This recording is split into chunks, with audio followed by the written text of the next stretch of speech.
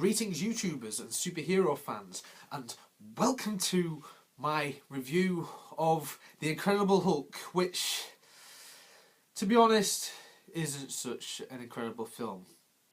Now, I'm not going to talk much about this particular film because, well, to be honest, there isn't that much to say about this film.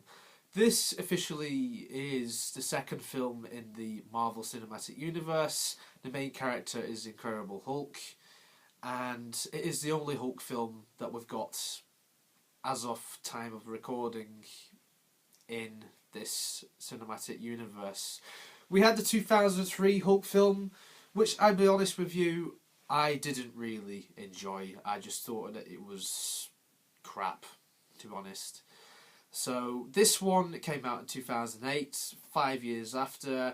It's basically a reboot of that. It ignores that film, which came out in 2003. And this stars Edward Norton, who plays the Hulk for the first and only time. It was planned that Edward Norton would play the Hulk in multiple films because the Marvel Cinematic Universe, as we know, many characters come back, such as Tony Stark as Iron Man. Robert Downey Jr. has appeared as the character for the last 10 years, but here, unfortunately, Ed Norton, for whatever reasons they are, he never came back after this film. There's been very... what's the word I'm looking for? Conflicting reports about why he never reprised the role. Some say that the producers just wanted another actor. Ed Norton himself said he was contracted, but then later on he said that he wanted his career to be more diverse, so he didn't want to play the same character over and over again in all of these films. Fair enough. Ed Norton does his own portrayal as Bruce Banner, and it is unique.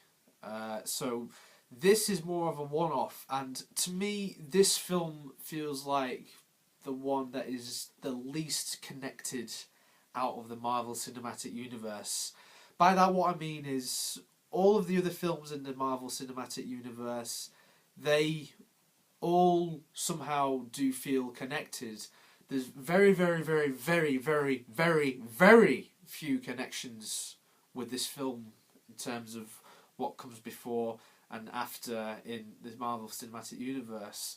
I suppose this is a bit of a spoiler. The only connection I can see is the appearance of Iron Man at the very end of the film, in which Robert Downey Jr. reprises the role of Tony Stark. Of course, this came out in the same year as Iron Man. This came out a few months after Iron Man came out. So you had the first two films come out in the same year, and then we didn't get another one until Iron Man 2 came along. So overall, though, as I said at the beginning, though, this is not a good film. It is not so incredible to me because it just feels forgettable, to be honest.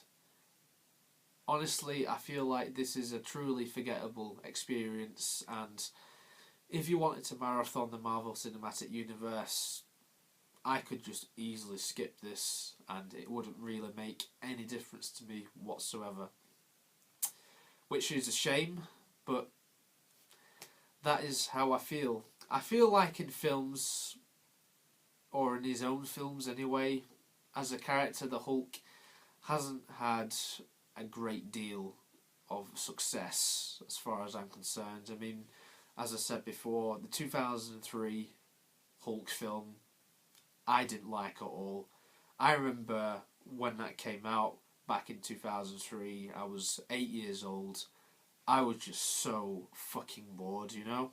I was just so bored out of my mind, and when this came out, while I do prefer this one to the 2003 version, I still didn't really care that much about it, if I'm honest with you, and I'm glad that I never went to the cinema to watch this.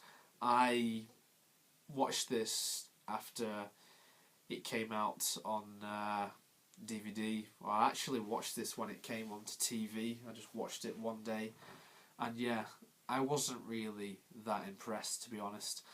I suppose the best things about the film, though, are Ed Norton. I think that he's a really terrific actor, and a lot of the stuff that he's been in, apart from this film, have been really incredible. Some things that spring to mind are films like American History X, which I do highly recommend, although it's definitely not for kids. I definitely would keep my kids away from that if you have any watching this. And also you have Tim Roth in this film, who plays the villain, Abomination. And yeah, Abomination appears in this film, and that's like the whole big bad of this film. And the way he looks, I think he looks decent. Don't forget, this came out 10 years ago, so of course the CGI probably has aged a little bit since then. But I think that for the most part, Tim Roth does a good thing, Ed Norton does a good thing. They're probably the two best things about this film, and are probably the reason why you should watch this, especially if you want to see Ed Norton's only time as the Hulk and as Bruce Banner, because it is a unique take on the character. And yeah, I think as far as CGI goes, it's decent. I'd say that the CG is much better than the CGI what we got from the 2003 Hulk film. Again, another reason why I didn't like that film, it was just too goofy. It was too comic booky. It really took the whole comic book genre seriously, whereas this, I feel like it is more like how a Marvel Cinematic Universe film is. At the same time, though, it's its own film, and a few reasons for that are due to some of the actors never ever coming back ever again. You never see them ever again. Most namely Ed Norton as Bruce Banner. And that is pretty much it. I mean, I can't really talk too much about the plot of this film, to be honest with you. It's a bit of an origin story here and there, and there's a bit of action here and there, but I just really feel that this is forgettable, because I always forget about this one, and sometimes when I rewatch it, I actually I don't remember like what happens. So it's a very strange one. So I guess that's a bad thing, because usually you would remember, oh yeah, that was such a cool moment, oh yeah, this happened and that happened, but no, honestly, it's just a truly forgettable experience, and it probably is my least favourite Marvel Cinematic Universe film that has come out to date. So for that, I'm probably going to give this maybe a 5 or a 6 out of 10. I'm a bit undecided, because whenever I watch it, it's either that score or that score. So let's meet in the middle and say a 5.5 out of 10, because this is a truly forgettable experience. And if you're looking to do marathons in Marvel Cinematic Universe, if you've never got into this before and you're going into it for the first time in the run up to the latest films, then I probably would say maybe you could steer clear from this, because honestly, you're not missing much, and you get much more of the Hulk later on in this cinematic universe, but by then he's played by a different actor, and he's like a different character because of this different actor. But I will talk more about that when we get on to those films in which the Hulk appears in. So for now, thank you very much for watching, everybody, this film review of the not so incredible Hulk. It's just my opinion. I'm very sorry. If you really like this film, then huge credit to you, because you've got to remember as well, that this character is a beloved character. He's one of the most popular Marvel characters out there.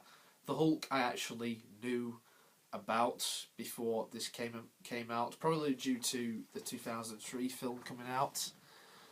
But yeah, for me, nah, I didn't really enjoy this film all that much, to be honest. Best things about it: Ed Norton, Tim Roth. Some of the action scenes are pretty decent, but as far as you compare it to some of the other cinematic universe films from Marvel, it doesn't really reach those heights. So yeah, that's why I give it a 5.5. So until then, stay tuned for more Marvel Cinematic Universe reviews right here on this channel. Don't forget to subscribe, and I shall see you next time. Bye for now.